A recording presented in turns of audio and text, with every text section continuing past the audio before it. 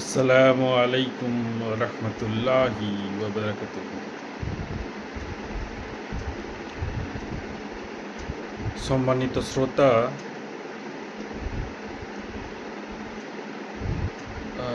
ইরানের supreme leader Ayatollah Ali খোমাইনি আলাইহিস সালাতু ওয়াস সালাম ইন্তেকাল করলেন, বরং শহীদ হলেন। তো অনেকেই এখন এরকম ভাবছেন যে হ্যাঁ, উনি তো শহীদ হলেন, এরপরে তাহলে ইমাম মাহদি আলাইহিস সালাম আবার কবে আসবেন? ঘটনাটা একটু হাদিস কুরআনের চিত্রতে ব্যাখ্যা করা যাক। হাদিস কুরআনে অনেকটা এরকম আছে যে 10টা আলামাতের হাদিস আছে, কায়ামাত নিকটবর্তী হওয়ার 10টা বড় বড় আলামাতের হাদিস আছে। তার মধ্যে প্রথমটা যেটা একেবারেই প্রাথমিক, সেটা তো ঘটে গেছে যে আরবদের ন্যাংটা পদ মানুষ যাদের উলঙ্গ পদ মানুষ যাদের খালি পায়ে হাঁটাচলা করতো পূর্ব যুগে, সেই সমস্ত রাখাল বালকরা উঁচু উঁচু বিল্ডিং তৈরি করার প্রতিযোগিতায় লিপ্ত থাকবে। তখন কিয়ামত সন্নিকটবর্তী ভেবে নিও। সেসব তো আমরা দেখতেই পাচ্ছি আজকে দুবাই, ইউএই, কাতার, ওমান, সব জায়গাতে তো এখন উঁচু উঁচু বিল্ডিং তৈরি করার প্রতিযোগিতা চলছে। এমনকি স্বয়ং মক্কাতেও তো এখন যে ক্লক টাওয়ার যেটা গঠিত হয়েছে, সেই ক্লক টাওয়ারটাও এখন বিশ্বের প্রথম 3টে উঁচু বিল্ডিংয়ের মধ্যে একটা। এখন তো আরবিয়ান কান্ট্রিগুলো তো সব ওই রকমই তৈরি করেছে যে বিশ্বের প্রথম সর্বোচ্চ উচ্চতম বিল্ডিং যেটা, সেটাও দুবাইয়ে। বিশ্বের দ্বিতীয় উচ্চতম বিল্ডিং যেটা, সেটাও আরবিয়ান এরিয়ার মধ্যেই। আবার বিশ্বের তৃতীয় সর্বোচ্চ বিল্ডিং যেটা, সেটাও আরবিয়ান এরিয়ার মধ্যেই। তার মানে ইসলামিক খিলাফত যে এরিয়াগুলোতে সম্পূর্ণরূপে স্প্রেড আউট করেছিল, সেই সমস্ত এরিয়াগুলোতেই এখন এই বিল্ডিং তৈরি এগুলো। তো এটা হাদিস থেকে আমরা জানি, হ্যাঁ, যে অন্যান্য যে বড়লোক কান্ট্রিগুলো আছে, ধনী কান্ট্রিগুলো আছে, আমেরিকা বলুন, রাশিয়া বলুন, ইউরোপের সমস্ত কান্ট্রিগুলো বলুন, তারাও বরং বিল্ডিং তৈরির প্রতিযোগিতায় এদের ধারে কাছে থাকতে পারছে না। স্বাভাবিকভাবেই এই বিল্ডিং দেখেই বোঝা যায় যে কিয়ামতের নিকটবর্তী সময় চলে এসেছে। এর মধ্যে দ্বিতীয় আর একটা আলামত যেটা, সেটা তো যে তৎকালীন যুগে আরবিয়ানরা যারা থাকবে, তারা নামেই মুসলিম, কিন্তু বুকের মধ্যে কোনো ঈমান নেই, কলিজার মধ্যে কোনো ঈমান নেই। তো এখন তো একমাত্র কিছু কান্ট্রি, ইয়েমেন বলুন, আফগানিস্তান বলুন, আয়াতুল্লাহ আলী খোমেনির ইরান বলুন, এই ধরনের কিছু কান্ট্রি আছে যাদের মধ্যে ঈমান জিনিসটা, ইসলামের মূল যে তাওহীদ যেটা, সেই তাওহীদটা একমাত্র এদের মধ্যেই আছে। বাকি আরবিয়ান কান্ট্রি যেটা সৌদি আরব, ওটা তো অ্যাকচুয়ালি কিং সৌদ তো আরবটাকে গঠন করেছে। অ্যাকচুয়ালি এটা তো মূল নবীর যুগের, সাহাবাদের যুগে যে আরব ছিল, সেই আরবটা তো ছিল আল জাজিরাতুল আরব। তো সেই আল জাজিরাতুল আরব বা ইমানদারদের আরব তো আর নেই। এই 1750 খ্রিস্টাব্দ কি তার কিছু 2-5 বছর আগে পর থেকেই তো কিং সৌদ আরবটাকে দখল করে নিলেন, এবং তার কিং সৌদের নামেই তার বংশটা পরিচয় পেল সৌদ বংশ। এবং সেই সৌদ বংশই আজ পর্যন্ত জাজিরাতুল আরবে রাজত্ব করে যাচ্ছে। এবং তারা এক সময় এমন পাওয়ারে চলে এলো যে তারা জাজিরাতুল আরব নামটাকেই পুরো কমপ্লিটলি চেঞ্জ করে দিয়ে ওটাকে তো তৈরি করে দিল সৌদি আরব। অ্যাকচুয়ালি ওটা জাজিরাতুল আরব, আমার নবীর, আমার সাহাবাদের জাজিরাতুল আরব, কিন্তু ওইটা উনি নাম করে দিলেন সৌদি আরব। তা ওটাই তো সর্বপ্রথম ইমান, সর্বপ্রথম যে ইমান ধ্বংস, ওটাতেই তো সর্বপ্রথম ইমান ধ্বংস হয়ে গেল। বাস তারপর থেকে সৌদিকে সাপোর্টকারী যে সমস্ত দলগুলো আছে, সেই সমস্ত দলগুলো তারপর থেকে ওই যে প্রথম ইমান ভঙ্গ হলো, তারপর থেকে তো এবার একাধিক মানে এক নাগারে ইমান ধ্বংস করেই যাচ্ছে। হ্যাঁ, তারা কোরআনকে বিকৃত করে দিচ্ছে, হাদিসকে বিকৃত করে দিচ্ছে, হাদিসের ব্যাখ্যা বিকৃত করে দিচ্ছে, কোরআনের ব্যাখ্যা বিকৃত করে দিচ্ছে। এইভাবে সমস্ত মূল ইমানের যে ইসলাম, সেই ইমানের জায়গাটাকেই ওরা কমপ্লিটলি মানে ডিস্ট্রয় করে দিয়েছে। ইমান বলে আর বর্তমান ইসলামে আর কিচ্ছু নেই। এখন শুধুমাত্র ইলম। হ্যাঁ, যে যত বেশি ইলম অর্জন করবে, যে যত বেশি জানবে, হ্যাঁ, তাও তো আবার নেই। প্রকৃত সত্য হাদিস কোরআন থেকে চয়ন করে যারা প্রকৃত সত্য কথাগুলো বলে, সেই সত্য কথাগুলোকে তো এখন মিটিয়ে দেওয়া হয়। এখন যে যত বেশি হাদিস কোরআনের ব্যাখ্যা নিজের মতো করে করবে এবং নিজের কথাগুলো বলে বেড়াবে, সেই সমস্ত জিনিসগুলোকেই তো মানুষ এখন গ্র্যাব করে। হ্যাঁ, সেই সমস্ত জিনিসগুলোকেই তো মানুষ এখন গ্রহণ করে সব থেকে বেশি। তো এর মধ্যে যে জিনিসটা বর্তমান দেখা গেল, সেটা হলো যে চারিদিকে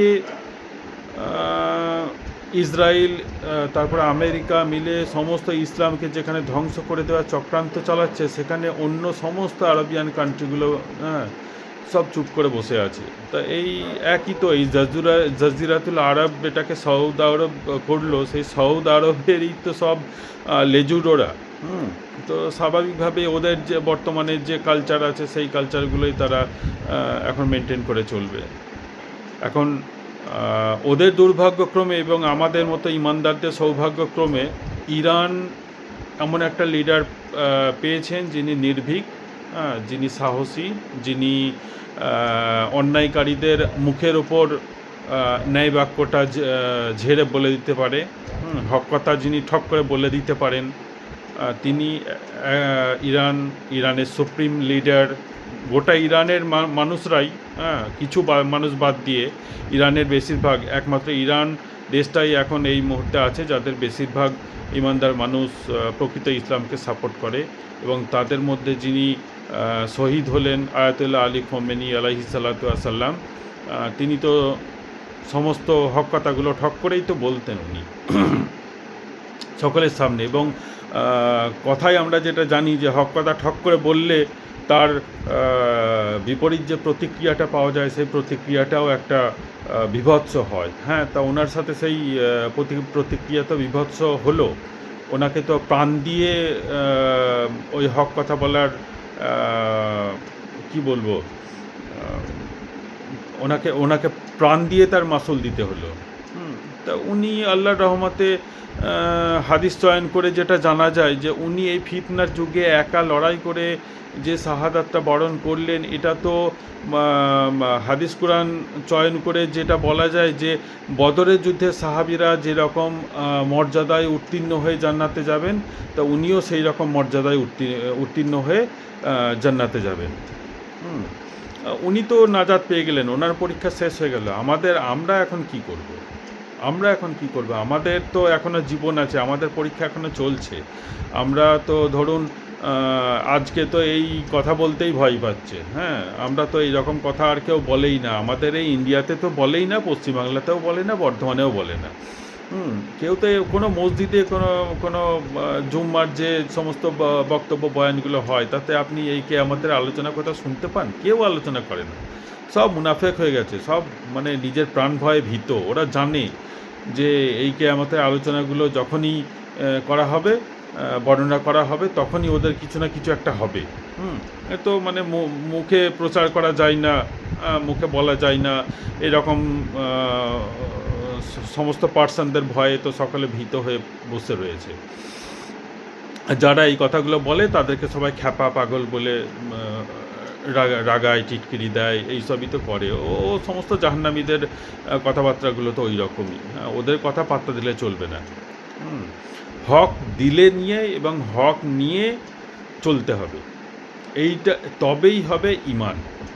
তো আসল মোদ্দা থেকে আমি অনেকটাই সরে এলাম। তো এখন যেটা কথা সেটা হলো যে আ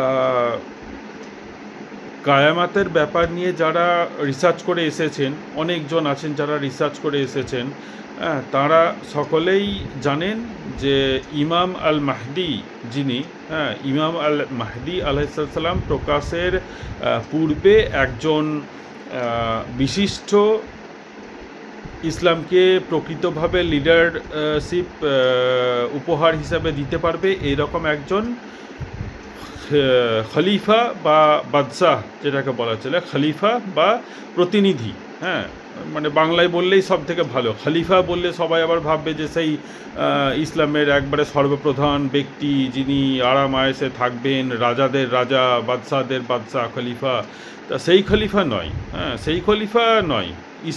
মুসলিম, প্রকৃত মুসলিম যারা, মুমিন যারা, সে মুমিনদের প্রতিনিধি। তো অনেকে এটাই সব থেকে মোস্ট সাসপেক্টেবল জিনিস যে মুসলিম, প্রকৃত মুসলিম হলেন খোমাইনি আলাইহিসসালাম প্রকৃত মুসলিম। উনি শিয়া সুন্নি ওসবের অনেক মতভেদ আছে, ওনার নামে অনেক অ্যালিগেশনও চাপানো হয়, ওসব ধরলে চলবে না। হ্যাঁ, যে শিয়ারা এই বলে, আয়েশা আলাইহিসসালামকে গালাগালি দেয়, তারপরে উমর রাদিয়াল্লাহু তাআলা আনহুকে গালাগালি দেয়, ওসমান রাদিয়াল্লাহু তাআলা আনহুকে গালাগালি দেয়। তা ওই রকম পার্সন কি আয়াতুল্লাহ আলী খোমেনি ছিলেন আদৌ? যারা এইসব কথাগুলো বলে তাদের মুখে এই থাপ্পড়টা তো মারা যেতে পারে। যে খোমাইনি আলাইহিসসালাম কোনো দিন আয়েশা রাদিয়াল্লাহু তাআলা আনহা, উমর রাদিয়াল্লাহু তাআলা আনহা, ওসমান রাদিয়াল্লাহু তাআলা আনহা এদেরকে কোনো দিন গালাগালি দিয়েছেন? হ্যাঁ, রাফেজি শিয়া যারা তাদের কথা আলাদা। হ্যাঁ, সেই সমস্ত কথা আলাদা, কিন্তু খোমাইনি সাহেবকে আর ইরান দেশটাকে শিয়াতে অন্তর্ভুক্ত করলে হবে না। হক কথা, মানে প্রকৃত কোরআন হাদিসে যে সমস্ত কথাগুলো বলেছে এবং যে সমস্ত পদক্ষেপগুলো নিতে বলেছে সেই সমস্ত পদক্ষেপগুলো একমাত্র ইরানই নিয়েছে। বুঝতে পারলেন তো? ইরান নিয়েছে, হ্যাঁ, আফগানিস্তান নিয়েছে, ইয়েমেন নিয়েছে, লেবানন নিয়েছে, ফিলিস্তিন নিয়েছে সেই ধরনের পদক্ষেপগুলো। কিন্তু তাদের মধ্যে ইরানের কথাটা কেন আসছে? কারণ ইরান তাদের মধ্যে একজন, পাঁচটা দেশের মধ্যে একজন, এবং সেই সমস্ত দেশের মধ্যে সবথেকে শক্তিশালী। টেকনোলজিতে বলুন, বুদ্ধিমত্তাতে বলুন, শিক্ষা দীক্ষায় বলুন, ইঞ্জিনিয়ারিংয়ে বলুন, ডাক্তারিতে বলুন, সায়েন্টিস্ট, আপনার উপগ্রহ প্রেরণে বলুন, মানে অ্যাস্ট্রোনমিক্যাল যে সায়েন্সগুলো আছে সেই সব জায়গাতে অন্যান্য যে ইয়েমেন, আফগানিস্তান এদের থেকে, লেবানন এদের থেকে ইরান অনেক অনেক উন্নত। মানে আমেরিকার চোখে চোখ রেখে টেকনোলজিতে উন্নতি তর্ক করে আমেরিকাকে হারিয়ে দিতে পারবে, ইসরায়েলকে হারিয়ে দিতে পারবে, এই রকম ক্ষমতা ইরানের আছে। তো ওই জন্যই ইরানকে এত বেশি প্রাধান্য দেওয়া হচ্ছে। আদারওয়াইজ ইয়েমেনের মানুষদের মধ্যে প্রচুর ঈমান আছে। আফগানিস্তান, ইয়েমেন এদের মানুষের মধ্যে, আরে আফগানিস্তান, ইয়েমেন, তারপরে সিরিয়ার যে মানুষগুলো আছে এদের প্রতি তো আল্লাহ রসুল সাল্লাল্লাহু আলাইহি ওয়াসাল্লামের দুয়ার বরকত আছে। বরকতের দোয়া আছে। হ্যাঁ, মানে তিনি রসুল সাল্লাল্লাহু আলাইহি ওয়াসাল্লাম তো হাদিস থেকে যা পাওয়া যায় অনেকেই জানেন, আমি রেফারেন্সগুলো বলতে পারছি না, কিন্তু হাদিসে এগুলো আছে, আমি ব্যাখ্যা করে বলছি আর কি, আমার নিজের ভাষায় সারমর্ম হিসাবে আমি ব্যাখ্যা করে বলছি যে ইয়া আল্লাহ, আপনি ইয়েমেনের উপরে বরকত দান করুন। হ্যাঁ, ইয়েমেনের মানুষদের উপর বরকত দান করুন, আপনি শামের মানুষদের উপর বরকত দান করুন। তখন একজন সাহাবা বললেন, ইয়া রাসূলুল্লাহ, আপনি নাজদের অধিবাসীর জন্য বরকতে দোয়া করুন। রাসূল সাল্লাল্লাহু আলাইহি ওয়াসাল্লাম সেটা শুনলেন কিন্তু কোনো উত্তর দিলেন না। আবার তিনি বললেন যে ইয়া আল্লাহ, ইয়েমেনের এবং শামের অধিবাসীদের উপর আপনি বরকত দান করুন, এই দেশের মানুষদের উপর আপনি বরকত দান করুন। তখন ওই সাহাবা আবার বললেন যে ইয়া রাসূলুল্লাহ, আপনি নাজদের জন্য বরকতের জন্য দোয়া করুন। তখন রাসূল সাল্লাল্লাহু আলাইহি ওয়াসাল্লাম একটু বিরক্ত হয়ে বললেন এবং ইনফরমেশন দেওয়ার জন্য এটা বললেন, আরে নাজদের থেকে তো, নাজদের মধ্য থেকে তো শয়তানের সিং বেরোবে, নাজদের অধিবাসীদের জন্য আমি বরকতের দোয়া কী করে করতে যাব? নাজদের থেকে তো শয়তানের সিং বেরোবে, তো শয়তানের সিং কোনটা? আপনার ধরুন নজদ বলতে কোনটা এখন, নজদ তো এখন ওই জাজিরাতুল আরব বা বর্তমানে সৌদি আরব যেটা, সেই সৌদি আরবের রিয়াদ তো পূর্ব প্রাচীনকালের নজদ যেটাকে বলে। তা কিং সাউদ সৌদ পরিবার আরবের জাজিরাতুল আরবের আধিপত্য পাওয়ার পর তো ওরা রিয়াদটাকে ওদের ঘোষণা করলো, ওদের রাজধানী ঘোষণা করলো। তো সেই আপনার নজদের অধিবাসী তাহলে কারা হচ্ছে? সাউদ পরিবার, সাউদ পরিবারটাই হচ্ছে। তো সাউদ পরিবারের তো তো শয়তানের সিং বলেই দিয়েছে, রাসূল সাল্লাল্লাহু আলাইহি ওয়াসাল্লাম তো তিরস্কৃত করেছেন ওদেরকে। তো ঘটনা ওইটাই যে সেই হিসাবে সব দিক থেকে দেখতে গেলে আবার ইরানের যে অংশটা, ইরানের কিছুটা অংশ খোরাসানের মধ্যেও পড়ছে। ইরানের উত্তর পূর্বের অনেকটা অংশ খোরাসানের মধ্যে পড়ছে। তো তখন কিয়ামতের হাদিসের মধ্যে তো এটাও আছে যে আপনার মুসলিমরা যখন লাঞ্ছিত হবে, আবর্জনার মতো মুসলিমরা তাদের ইমানটাকে গঠন করে নেবে, ঠিক সেই সময় এবং মুসলিমদের উপর যখন চারিদিক থেকে, মুসলিম বলতে এখানে প্রকৃত মুসলিমদের উপরে যখন চারিদিক থেকে হামলা করা হবে, তখন খোরাসান থেকে একটা কালো পতাকাবাহী বাহিনী বের হবে, হ্যাঁ, যেই বাহিনীটা হবে অজেয়, হ্যাঁ, সেই বাহিনীটাকে কেউ দমাতে পারবে না। সেই বাহিনীটা তো খোরাসানের যে অংশ, সেই অংশ তো ইরানের কিছুটা অংশ তো খোরাসানে আছে। স্বাভাবিকভাবেই আন্দাজ তো করা যায়, এইভাবে তো সাসপেক্ট তো করাই যায় যে ইরানি হয়তো সেই অজেয় বাহিনী তৈরি করছে খোরাসানের ঠিক ওই উত্তর পূর্বাঞ্চলে পাহাড়ি অঞ্চলে গোপনভাবে হয়তো আল্লাহর সেই বাহিনী তৈরি করছে। ওই খোরাসানের ওই এরিয়াতে পড়ছে, তুর্কমেনিস্তানও পড়ছে। ইরানের উত্তর দিকে আছে তুর্কমেনিস্তান, তার পাশে আছে আফগানিস্তানের কিছু অংশ, বরং বলা চলে পুরো আফগানিস্তানটাই এর মধ্যে খোরাসানের মধ্যে পড়ছে। তারপরে আপনার এদিকে বলুন পাকিস্তানের যে দক্ষিণ পশ্চিম অংশটা, বালুচিস্তান যে অংশটাকে বলা হচ্ছে, সেই বালুচিস্তানও তো খোরাসান অঞ্চলের মধ্যে পড়ছে। তো এর মধ্যে থেকে একটা কালো পতাকাবাহী বাহিনী বের হবে, এবং সেই বাহিনীটা কখন বের হবে সেটার জন্য ভবিষ্যৎবাণী করা হয়েছে যে প্রকৃত মুসলিমদের মধ্য থেকে একজন খলিফা মানে এখানে সর্বদাই আপনারা ধরবেন প্রতিনিধি, এখানে কিন্তু বাদশাহ বা সেই ইয়ের খিলাফতের খলিফা, হ্যাঁ, মুয়াবিয়া জাতীয় খলিফা, ওই ধরনের রাজা বাদশাহ খলিফা ভাববেন না, এখানে প্রতিনিধি ধরবেন। তো একজন প্রতিনিধি, হ্যাঁ, যিনি নিজেকে প্রতিনিধি হিসাবে জহুর করবেন, সেই প্রতিনিধির যখন শাহাদাত ঘটবে, তারপরে প্রকৃত মুসলিমদের লিড করার মতো কোনো ব্যক্তি পাওয়া যাবে না। লিড করার মতো কোনো ব্যক্তি মানে গোটা পৃথিবীতে প্রকৃত মুসলিমরা যেখানে ছড়িয়ে আছে, তারা কেউ বলবে যে ইনি হবেন লিডার, আবার অন্য কেউ তাদের বিরোধিতাকারীরা বলবে যে না, ওনাকে আমরা লিডার হিসেবে মানি না, ইনি হবেন লিডার। তো বর্তমানে ইরানের মধ্যে সেটা চলছে। এখন ধরুন আয়াতুল্লাহ আলী খামেনি রহমতুল্লাহ আলাইহি সাল্লাতু ওয়াস সাল্লাম যিনি আছেন, ওনার ছেলেকে প্রতিনিধি হিসাবে ধরা হচ্ছে। কিন্তু যেটা ঘটনা সেটা হলো, ওখানে তো আয়াতুল্লাহ আলী খামেনি সাহেবের একজন বিরোধীও আছেন, কি নাম তার আমার মনে পড়ছে না। তা ওরা হয়তো আয়াতুল্লাহ আলী খামেনি সাহেবের একে মেনে নেবে না, ছেলেকে লিডার হিসেবে মেনে নেবে না। ওই একটা আন্দোলন হতেই পারে। তারপরে আবার ইসরায়েল আর আমেরিকার কূট চাল তো আছেই, হয়তো ইরানে আবার গৃহযুদ্ধ বাঁধিয়ে একটা মানে যাচ্ছে তাই একটা পরিস্থিতি তৈরি করে দিতেই পারে। ঠিক সেই মুহূর্তে একটা অজেয় বাহিনী খোরাসান থেকে বের হবে। তো এই সময়টাতে সাসপেক্ট করা যাচ্ছে যে হ্যাঁ, তাহলে হয়তো এই সময় ওই অজেয় বাহিনীটা বেরোতে পারে, এবং হাদিস অনুযায়ী ওই অজেয় বাহিনীর মধ্যেই ইমাম আল মাহদি আলাইহিস সালাতু ওয়াস সালাম থাকবেন। সৈয়দনা ইমাম আল মাহদি, হ্যাঁ, সৈয়দনা ইমাম আল মাহদি একবারে প্রকৃত মানে বাস্তব সৈয়দ পরিবারের হবেন। তিনি ফাতেমা আলাইহিস সালামের বংশধর থেকে হবেন, তিনি আলী আলাইহিসসালামের বংশধর থেকে হবেন, তিনি হুসাইন আলাইহিসসালামের বংশধর থেকে হবেন। এবং ইমাম আল মাহদি, তো যে পর্যালোচনাটা যে ক্ষেত্রে আমি করছিলাম, যে এই সময় সেটা অনেকে সাসপেক্ট করছে যারা কাল কিয়ামত সম্পর্কে করে আর কি, স্টাডি করে। তো এই একটা সময়। আবার এটার মধ্যে আবার আর একটা রহস্য আছে যে এটা 2026 সালেই হয়তো এটা ঘটতে পারে।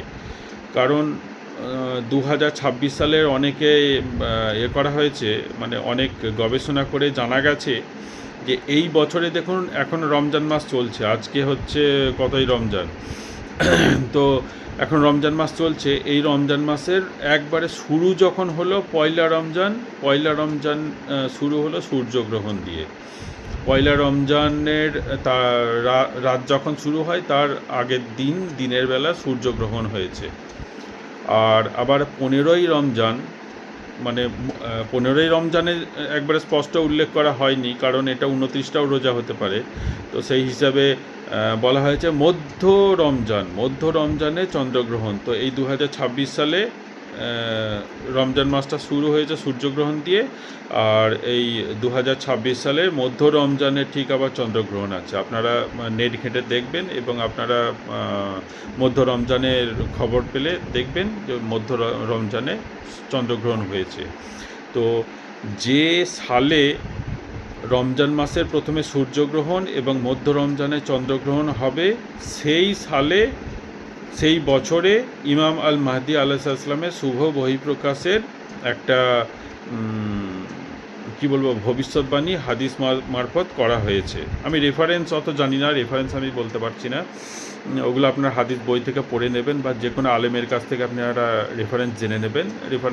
এগুলো সহিহ হাদিস আছে, এগুলো আপনি কিতাবুল ফিতানে পেয়ে যাবেন। তো সেই হিসাবে এই 2026 সালেই সেটা বেরোনোর সাসপেক্ট আছে। এখন ঘটনা হচ্ছে এইরকমই, যে সেক্ষেত্রে তাহলে ইমাম আল মাহদি আলাইহিসসালাম কে হতে পারেন, বা অনেকে এইরকম করে নিচ্ছে যে তাহলে মাহদি আলাইহিসসালাম কবে বেরোবে। খুমাইনি আলাইহিসসালাম একজন প্রতিনিধি, উনি তো ইন্তেকাল করলেন, ওনার তো শাহাদাত হলো, এবারে তো বেরোনোর পালা মাহদি আলাইহিসসালামের। তো ঘটনা হচ্ছে যে মাহদি আলাইহিসসালাম বেরোবে, কিন্তু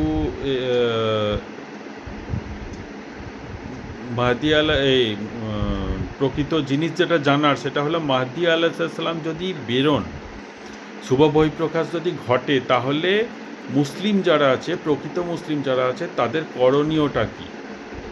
হাদিসের মধ্যে একটা কথাই বলা হয়েছে যে মাহদি আলাইহিসসালাম যদি বের হন, তাহলে মুসলিমদের একটাই কর্তব্য, সকল মুসলিম যারা নিজেদেরকে মুসলিম হিসাবে টিকিয়ে রাখতে চায় এবং যারা নিজেদেরকে মুসলিম বলে মনে করে, মুনাফিকদের কথা এখানে বলা হয়নি, যারা নিজেদেরকে মুসলিম বলে মনে করে, তাদের একটাই কর্তব্য মাহদি আলাইহিসসালামের হাতে বায়াত হওয়া। এটা রাসূল সাল্লাল্লাহু আলাইহি ওয়াসাল্লাম হুকুম করেছেন যে তোমরা বরফের উপর হামাগুড়ি দিয়ে যেতে হলেও তোমরা সেইভাবে ছেঁচে যাবে ওনার হাতে বায়াত হতে। তো এই বরফের ব্যাপারে আবার অনেকে অনেক রকম করেছে যে হ্যাঁ এই সময়টাতে আরবে প্রচুর বরফ পড়ছে। ওই রকম ব্যাপারটা নয়, ওইভাবে কেন দেখছেন? এখানে বরফ পড়বে, ওখানে বরফ পড়বে, ওইভাবে ব্যাখ্যা করা যায়? ব্যাখ্যাটা ওইটাই যে মানে বরফের এরিয়াতেও সুমেরু, কুমেরু, গ্রিনল্যান্ড, এইসব জায়গাতেও তো মুসলিম থাকতে পারে। তা ওই সব এরিয়ার মানুষরাও তো হাদিসের এই ধরনের মিল দেখে তারা মুসলিম হয়ে যেতে পারে। তাহলে তাদের প্রতি কর্তব্য কী? তারা যদি অপারগ হয়, তাহলে তাদের প্রতি এই হুকুমটা করা হয়েছে যে তোমাদের জন্য ওয়াজিব, এইটাই একমাত্র ওয়াজিব, মানে এইটা ওয়াজিব কাজ। ইমাম আল মাহদি আলাইহিসসালামের হাতে বায়াত হওয়াটা ওয়াজিব কাজ, এছাড়া আর কোনো কর্তব্য বলা হয়নি। মানে আমাকে যে যুদ্ধে শরিক হতে হবে, ইমাম আল মাহদি আলাইহিসসালাম জিহাদ করবেন, আমরা ইমাম আল মাহদি আলাইহিসসালামের সৈনিক হব, সৈনিক হওয়াটা ফরজ, সৈনিক হওয়াটা ওয়াজিব, সুন্নত, এসব কোনো ফতোয়া নাই। রাসূল সাল্লাল্লাহু আলাইহি ওয়াসাল্লামের যে হাদিসটা পাওয়া যায় তাতে তিনি শুধু বলেছেন যে বায়াত হতে অবশ্যই যেও, নিজেকে মুসলিম হিসেবে টিকিয়ে রাখতে গেলে তোমাকে বায়াতটা হতেই হবে। ইমাম আল মাহদি আলাইহিস সালামের হাতে বায়াতটা অবশ্যই হতে হবে। যদি তুমি বায়াত হতে না পারো, রাস্তাতেই ইন্তেকাল করো, তাহলে ওয়াল্লাহু আলাম, আল্লাহ তো দেখতেই পাচ্ছেন। বা তুমি এমন কোনো অসুস্থতায় পড়ে গেলে যে তুমি বায়াত হতে যেতে পারছো না, সেটাও আল্লাহু আলাম, আল্লাহ পাক অবশ্যই জানেন। কিন্তু তোমাকে কিন্তু চেষ্টা করতে হবে। হ্যাঁ, শেষে যাওয়ার অর্থ হলো প্রাণপণ চেষ্টা করতে হবে। প্রাণপণ চেষ্টা করার পরেও যদি তুমি সক্ষম না হও, তাহলে সেটার জন্য আল্লাহ মালিক। আল্লাহ মালিক। কিন্তু তোমার হৃদয়ে যদি কি বলবো, ইচ্ছাই না জাগলো, আগ্রহই না জাগলো, যে কার খেতে অত কাজ নাই, ঠিক আছে ইমাম আল মাহদি জহুর হয়েছে, তাহলে ওটা মুনাফেকি আলামত। ব্যাখ্যা করে যেটা করা যায়, ওটা হয়ে গেল মুনাফেকি আলামত। এবারে ঘটনা হচ্ছে যে বায়াত হওয়ার ব্যাপারটা আমি বললাম। বায়াত হওয়া ছাড়াও আরও আবার অনেক মানে জজবাদার মানুষ আছেন, হ্যাঁ, যুবক আছে, তারা বলছে না আমরা তো ওনার সৈনিক হব। তো সৈনিক হতে গেলে কি করতে হবে? সৈনিক হতে গেলে তাহলে এই 2026 সালে কিংবা 2028 সালে ইমাম আল মাহদি আলাইহিস সালাম আসবে, আমরা তাহলে মক্কায় হজ করতে যাব। হজ করতে গিয়ে ইমাম আল মাহদি আলাইহিস সালামের হবো। ওরকম করতে যাবেন না। আমার যে পরামর্শ, আমার ব্যক্তিগত পরামর্শ, অ্যাটলিস্ট আমি তো এরকম করব না। আমি তো মানে আমার অনেকটাই ধারণা আছে, 90% আমার মনের মধ্যে ধারণা আছে যে হ্যাঁ 2026 সালে মাহদি আলাইহিস সালাম জহুর হতে পারেন। কিন্তু তার জন্য যে আমি মক্কায় হজ করতে যাব, গিয়ে ওনার হাতে বায়াত হওয়ার জন্য, এটা আমি করতে পারবো না। এই কারণে আমি অতিরিক্ত সাধারণ মানুষ। আমি অতিরিক্ত বলতে আমি অতি সাধারণ মানুষ, সাধারণ মানুষ এবং অতি সাধারণ মুসলিম। আমার অত ক্ষমতা নাই, হ্যাঁ, ওইভাবে যাওয়ার। তো এই রকম পর্যায়ে যারা আছেন, তারা এই জিনিসটা মনের মধ্যে টেনশন আনবেন না। কারণ ইমাম আল মাহদি যদি ওখানে জহুর হনও, তাহলেও তাকে চিনতে আপনি পারবেন না, সাধারণ মুসলিমরা তাকে চিনতে পারবে না। ওখানে কি বলা হয়েছে যে হাজরে আসওয়াদ এবং মাকামে ইব্রাহিমের মাঝে যে রাস্তাটা আছে, সেই রাস্তাটা যখন অতিক্রম করবেন ইমাম আল মাহদি আলাইহিস সালাম, সেই সময় 313 জন অতি পবিত্র ব্যক্তি, তারা ওনাকে চিনতে পারবেন এবং সঙ্গে সঙ্গে ওনার হাতে বায়াত হয়ে যাবেন। এখন ঘটনা হচ্ছে যে মাকামে ইব্রাহিম আর হাজরে আসওয়াদ এর মাঝখানে তো 7 বার অতিক্রম করতে হবে। তো তিনি কখন করবেন, তো কোন মুহূর্তটা এরকম চলে আসবে যে আল্লাহ তাআলা এমন একটা অলৌকিকতা দিয়ে দেবেন যে তাকে চিনতে পারা যাবে। এই সমস্ত প্রতিভার অধিকারী আল্লাহ তাআলা ওই 313 জনকেই করেছেন। ওই 313 জন নির্দিষ্ট ব্যক্তি, এবং ওনারা মানে ওই সময়ের মধ্যে এমন যে জিনিসগুলো ঘটবে, সেই জিনিসগুলো ওনারা আন্দাজ করার মানে ক্ষমতা রাখেন, প্রতিভা রাখেন। ওনাদের মধ্যেও ওই 313 জনও অলৌকিক ক্ষমতা সম্পন্ন ব্যক্তি হবেন। এটাই হলো মোদ্দা কথা, যে আমরা সাধারণ মানুষরা ওনার হাতে ওই 313 জনের মধ্যে আমরা বায়াত হতে পারবো না। যে 313 জনের জন্য যারা আবদাল, যারা অলি পীর, গাউস কুতুব, এই জামানার ওলি যারা, আল্লাহর ওলি যারা, যাদেরকে আল্লাহ তাআলা অতি ভালোবাসেন, যারা আল্লাহ ছাড়া কিছু বোঝে না, তো সেই সমস্ত অতি পবিত্র মানুষরাই মানে ওই সময় মক্কায় উপস্থিত থাকবেন। অন্যান্য মানুষরা উপস্থিত থাকবেন, কিন্তু ওনারাও তাদের মধ্যে উপস্থিত থাকবেন, এবং ওই 313 জন ছাড়া আর কেউ বায়াত হবেও না। হ্যাঁ, কারণ ভণ্ড নবী, তারপরে ভণ্ড মাহদি তো প্রচুর বেরোয়। হ্যাঁ, ওই ভণ্ড মাহদির জন্যই এই বারণটা, আমি যে বারণটা করছি এই ভণ্ড মাহদির জন্যই। আপনারা হয়তো এই ভণ্ড মাহদির খপ্পরে, ওই সময় প্রকৃত ইমাম আল মাহদি যেমন যাবে, আমরা রিসার্চ করেছি, মুসলিমরা গবেষণা করেছে, 2026 সালটাকে সাসপেক্ট করা হচ্ছে। আমরা যেমন রিসার্চ করেছি, ইহুদিরাও রিসার্চ করেছে, আরও অনেকে আছে, সকলে রিসার্চ করেছে, বিজেপিরাও রিসার্চ করেছে। আমাদের এখানকার যে বিজেপি, ভারতে যে বিজেপি যারা আছে, অ্যান্টি মুসলিম যারা আছে, যে সমস্ত বিজেপিরা পুরোপুরি অ্যান্টি মুসলিম দেখলেই মারধর করতে শুরু করে, তারা প্রত্যেককে এই সমস্ত হাদিসগুলো খুঁটিয়ে ব্যাখ্যা করে। আপনারা হয়তো ব্যাখ্যা করেন না, কিন্তু তারা ব্যাখ্যা করে। আপনি যেতে গেলে রাস্তায় আপনাকে মেরে দিতে পারে। তারা যদি আন্দাজ করতে পারে যে আপনি যাবেন বায়াত হতে, আপনাকে রাস্তাতেই মেরে দেবে। আবার আম, মানে কি বলবো, এই 2026-এ ইমাম আল মাহদি জহুর নাও হতে পারে, হ্যাঁ, অন্য কোনো সময়ও হতে পারে। এটা তো সাসপেকশন একটা। হ্যাঁ, তো এবারে আপনি ভাবলেন 2026 সালে জহুর হবে, আপনি যেতে গেলেন, আপনাকে মেরে দিল, তাহলে বেহুদা প্রাণ গেল। এই জন্যই এই বারণটা, এই জন্য এই বারণটা।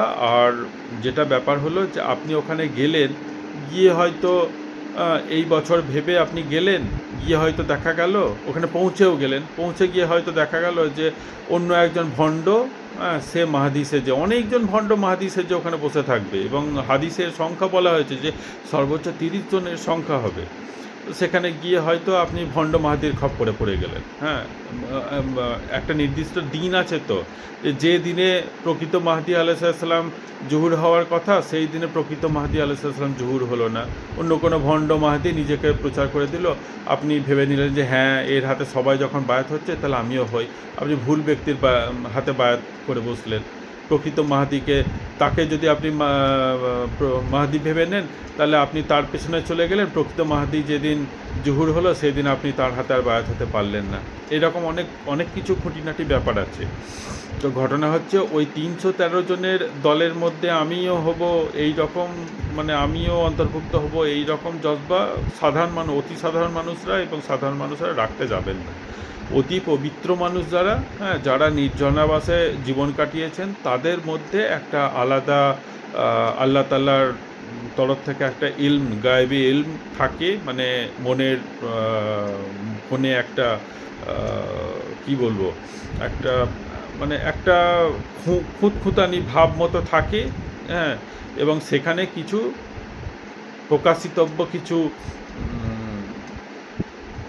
আলামত চেনার কিছু শক্তি থাকে। হ্যাঁ, সেই শক্তি দ্বারা তারা মাহদি আলাইহিসসালামের আলামত বুঝতে পেরে যাবেন, এবং সমস্ত আলামত মিলে গেলে তারা বায়াত হয়ে নেবেন। আমরা তো সেগুলো জানি না। তো এইটাই হলো ঘটনা। তো যেটা আমি এখানে বলতে এসেছিলাম, তো সেটা হলো যে হুমায়ুনি আলাইহিসসালাম মারা গেলেন। এবার এরপরে হয়তো আবার এমনও হতে পারে যে যে খলিফার কথা, যে প্রতিনিধির কথা বলা হচ্ছে, সেই প্রতিনিধি হুমায়ুনি আলাইহিসসালাম নাও হতে পারে, অন্য কেউ হয়তো হতে পারে। এবং এরপরে তার জহুর হবে, তিনি থেকে শহীদ হবেন, তারপরে হয়তো মাহদি আলাইহিসসালাম জহুর হবে। কারণ যে ব্যাপারটা, যে বছরের যে ক্যালকুলেশনটা আছে আপনার 2026 সাল, 2026 সালেও রমজানের প্রথমে সূর্যগ্রহণ আর মধ্য রমজানে চন্দ্রগ্রহণ, আবার 2028 সালেও সেই একই ব্যাপার, একই রকম ঘটবে, হুবহু একই। রমজানের প্রথমে সূর্যগ্রহণ এবং মধ্য রমজানে চন্দ্রগ্রহণ। এখন আপনি পাজলড হয়ে যাবেন, বুঝতে পারবেন না যে 2026-এ মাহদি আলাইহিসসালাম জহুর হবে নাকি 2028-এ হবে। এমনও হতে পারে যে 2026 সাসপেক্ট করে, 2026-এ অনেক মিল আছে সেটাকে সাসপেক্ট করে 2026-এ মক্কায় অনেক ভণ্ড মাহাদি চলে গেল। হ্যাঁ, এবং সেই ভণ্ড মাহাদি 30 জন হয়ে গেল। এই জিনিসটা আপনাকে মাথায় রাখতে হবে। 30 জন ভণ্ড মাহাদি কিন্তু বেরোবে, এটা আপনাকে ক্যালকুলেশনে রাখতে হবে। তো 30 জন 2026 সালেই জহুর হয়ে গেল। 2026 সালের পরেও হয়তো 30 জন জহুর হয়ে গেল। 30 জন জহুর হওয়ার পর তাদেরকে সবকে কী বল অস্বীকার করে তারপরে আসল মাহদি আলাইহিসসালাম বেরোবে। তো সাসপেকশনটা আবার তাহলে এখন অবধি তো 30 জন হয়নি, তাহলে 2026-এ হয়তো নাও বেরোতে পারে। হয়তো 2026টাকে বেশি গুরুত্ব দিয়ে ভণ্ডরা এখানে চলে আসবে, ভণ্ডরা নিজেদেরকে জহুর করে দেবে, তারপরে হয়তো মাহদি আলাইহিসসালাম 2028-এ বেরোবেন। 2028-এ না বেরিয়ে তারপরেও আরও অনেক রজনী আছে, তারপরে আরও অনেক দিন আছে, মানে রমজান বছর আছে, যে বছরগুলোতে আপনার মধ্য রজনীতে চন্দ্রগ্রহণ আর প্রথম রজনীতে সূর্যগ্রহণ, সেগুলো হয়তো আরও 50 বছর পরে, আরও 100 বছর পরে এরকম হতেও পারে।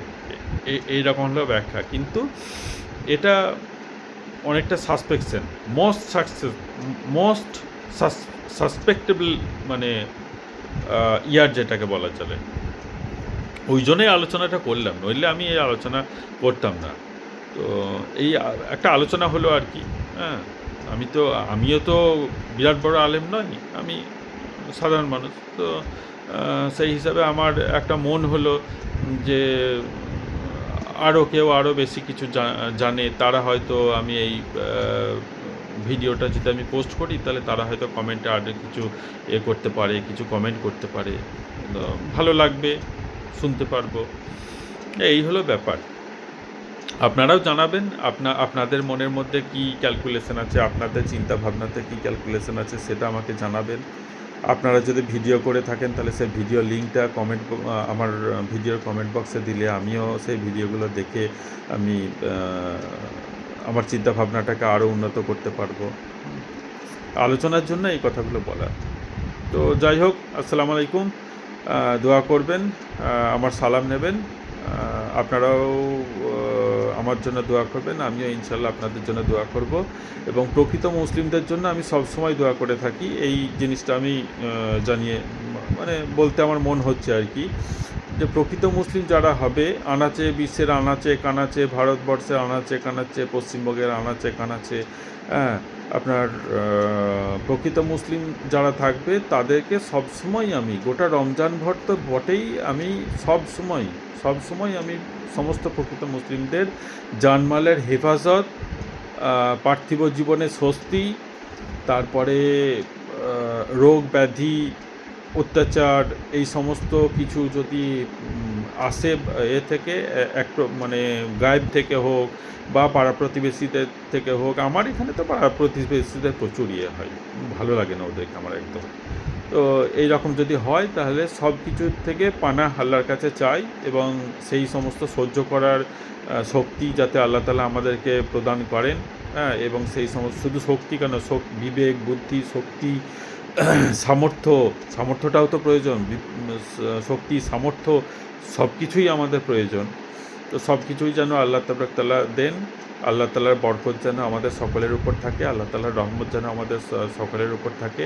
আমরা সকলে, আমি একটা জিনিস খুব চাই যে ইয়া আল্লাহ, আপনার পাকড়াও হলো সবথেকে বড় পাকড়াও। তো অ্যাটলিস্ট কাল কিয়ামতের ময়দানে আমাদেরকে পাকড়াও করেন না, আমাদের হিসেব যেন গ্রহণ করেন না। কারণ পৃথিবীতে আমরা এমনিতেই অনেক দুঃখ কষ্ট ভোগ করছি, হ্যাঁ, অনেক মানসিক অশান্তি, টর্চার, অমুক তমুক ভোগ করছি। তো কাল কিয়ামতে যেন আর আমাদের হিসেব নেন না, আমাদেরকে যেন দয়া করে বিনা হিসাবে আপনার পরিত্রাণের জায়গায় পৌঁছে দেবেন। হ্যাঁ, এই ধরনের অনেক কিছু আছে। আপনাদের কাছ থেকেও আরও কিছু পাওয়া গেলে ভালো হয়। আপনারাও আমার জন্য দোয়া করবেন যেন ভালো থাকতে পারি, বিনা হিসাবে জান্নাতে যেতে পারি। আমাদের গোটা পরিবার, যাদেরকে আমি খুব ভালোবাসি, তারাও যেন বিনা হিসাবে জান্নাতে যেতে পারে। তার জন্য আপনারাও দোয়া করবেন। তার জন্য যেন আল্লাহ তাআলা আমাদের সকলকে তৌফিক দান করেন। ওয়া আখির দাওয়ানা ওয়ালহামদুলিল্লাহি লা ইলাহা ইল্লাল্লাহ, আল্লাহু আকবার। শেষ করলাম। আল্লাহ হাফিজ।